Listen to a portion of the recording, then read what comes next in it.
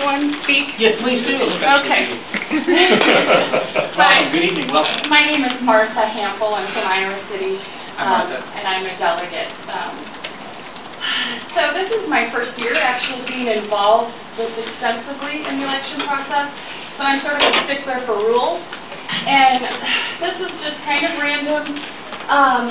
According to Article 15 of the Constitution of the Republican Party of Iowa, it states that the rules of the Republican National Convention take precedence over our state rules. That being said, I believe it is Rule 40B of the RNC states that when at the close of roll call, any candidate for nomination for the President of the United States or Vice President of the United States has received a majority of the votes entitled to be cast in the convention, the chairman of the convention shall declare that the candidate has been nominated. Now, I'm concerned because there are people specifically in my county, in Johnson County, our Chair Bob Anderson of Central Committee is openly supporting Romney as the nominee. This is not a fact. Romney is not the nominee yet. As I have just explained, that the RNC rules state that the nominee will be declared at the convention, the National Convention, and those rules supersede our rules. So I'm wondering, is there anyone here that could help me understand why we think we have a nominee? I was curious. What are we wasting our time for? Why have a national convention if we're getting behind someone already? I understand your point, Martha, and thank you for making it. I don't know whether any members have a further comment on that or not. The reality is that we have primaries and bound delegates, and so what you have are states, they decided whether or not they want to bind their delegates. Iowa has decided that we don't bind our delegates. So at the convention, you have commitments from delegates from other states, and they have to have a majority. And so what has happened over a process of time, before Kennedy didn't have this, the decision was made at the convention, and we didn't know until the convention. But now what we have is the RNC rules require that at the convention there is a vote, and we wait till that vote, but prior to that, states must make commitments. Iowa's not one of them.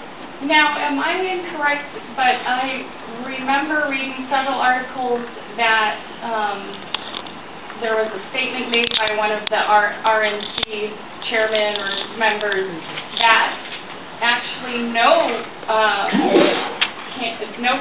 delegate is actually bound to a candidate, and in fact, even though those candidates may be bound to that candidate, and they have to vote for them on the first vote, isn't it true they can vote their conscience on the second vote at the RNC? That even though that there are delegates bound to a candidate, they don't actually support that candidate? It varies from state to state, Martha. It's governed by the rules of the party and state law within the individual states. And so different states are different. The RNC rules allow the states to make that decision. That, as far as, for instance, how we conduct our state convention, that is given to us within the RNC rules to allow us to determine how we're going to do that. We don't choose our delegates until, and that's part of the reason why Iowa has been able to stay first, because we choose our delegates later. But other states have chosen otherwise. And just one more quick question. I'd like to mention Rule 11. I'm sure some of you have probably heard of Rule 11 of the RNC. It states the Republican National Committee shall not require written and filed approval of all members of the RNC from the state involved contribute money or in-kind aid to any candidate for any public or party office except the nominee of the Republican Party. And as I stated earlier, the nominee is not nominated yet, or a candidate who is unopposed in the Republican primary after the filing deadline of that office. And that is Rule 11, Section B of that rule says no person nominated in violation of this rule shall be recognized by the Republican National Committee as the nominee of the Republican Party for that state. So I'm concerned that a particular candidate may be disqualified. And does Iowa, I mean, because we are in essence supporting the candidate before he's nominated, does that disqualify him? I'm going to ask Rich Swarm and Steve Grubbs maybe to talk on this, because they were on the RNC at one time and they are attorneys, which I am not. But I know that the RNC offered to do joint fundraising with the Ron Paul campaign and the Richard Swarm campaign. There you go. I told you. But at some point in time, the RNC has to begin to raise money for whoever the nominee is that we need to fund the victory committee.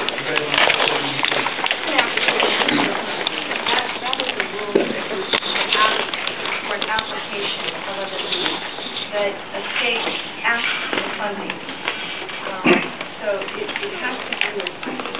And it is after, my understanding is after the convention.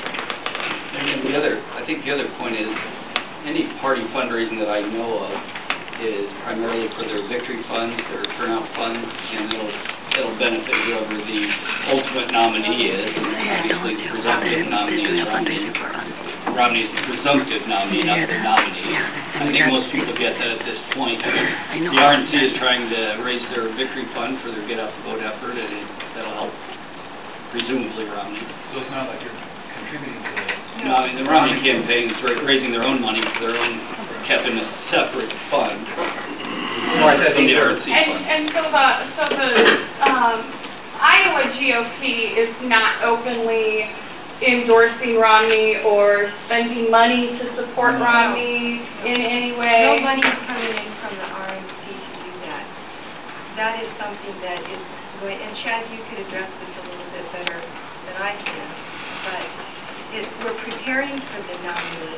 We have the Tampa Convention coming up, and after the Tampa Convention, that's when the victory program and everything takes place, but you have to have the money in advance. And the money that's coming, you're right, the money that's coming in from the victory centers is being spent on the victory centers, and the Romney campaign has its own operation.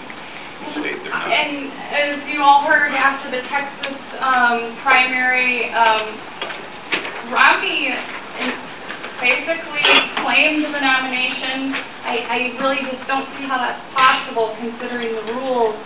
I guess that's my gripe. I've been really involved in this process, and I'm getting really frustrated because I feel like the media or whatever the powers that be are deciding who the nominee is, and we haven't even had our state convention, and there's other states that haven't even had their primaries. I believe there's 6 left, 5 on Tuesday and then 1 on the 22nd, June 22nd.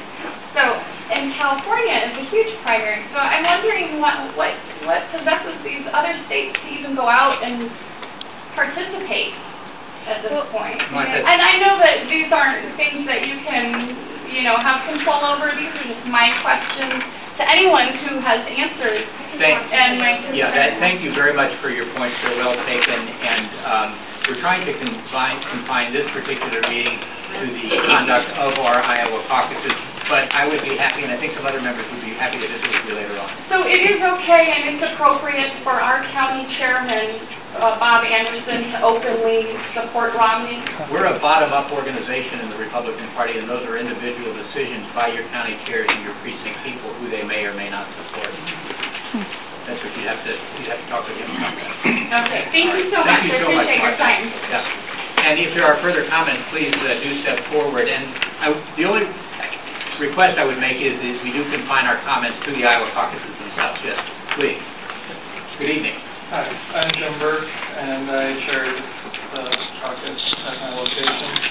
And I've never been to a convention, so you're not going to get any of those